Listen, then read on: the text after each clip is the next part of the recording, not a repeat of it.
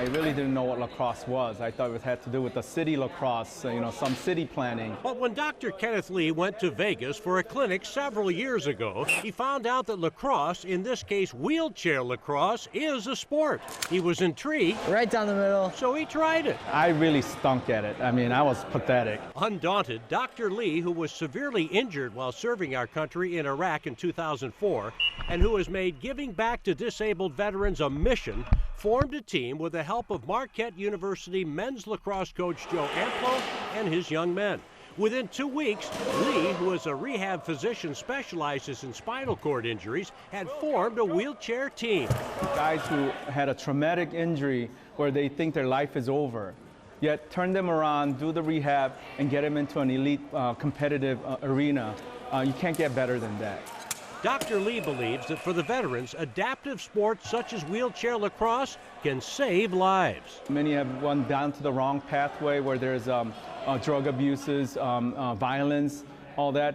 As soon as we brought them into adaptive sports arena and give them an ultimatum, we'll kick you out if you go back to that life. But almost 100% of them turned around. If somebody said, hey, I can cure your paralysis right now, I would think about it first. Get the ball! The words of James Veltry would never have come out of his mouth before he discovered adaptive sports such as wheelchair lacrosse. Veltry, who was left partially paralyzed when he was shot while trying to break up a fight after he served in the Navy, came out of a deep depression. Now he's inspiring others. And has a message for anybody facing challenges of any kind. Don't focus on what you can't do. Focus on what you can do. What happened, happened. You can't change that. I just started playing, and it's really good. It's really good, and I just got popped in the chest. Terrence Green is an Army veteran who was driving a car when he was hit by a semi-truck 13 years ago. I love this game. I mean, it makes me feel like young again. Not all of the wheelchair lacrosse players are veterans. Marika Miller had her basketball career in Germany cut short by several severe knee injuries.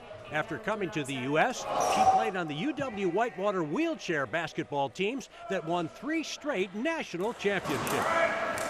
All the people and the life stories and the experiences that I got to know through adaptive sports are really what keep me going. These stories are sweet music to the ears of Dr. Ken Lee, who, for the sake of those he serves, certainly is glad that he learned that lacrosse is more than just a city. Oh, I'll never trade this. And I love the veterans and love the other athletes as well. Tom Pippin, Fox 6 Sports.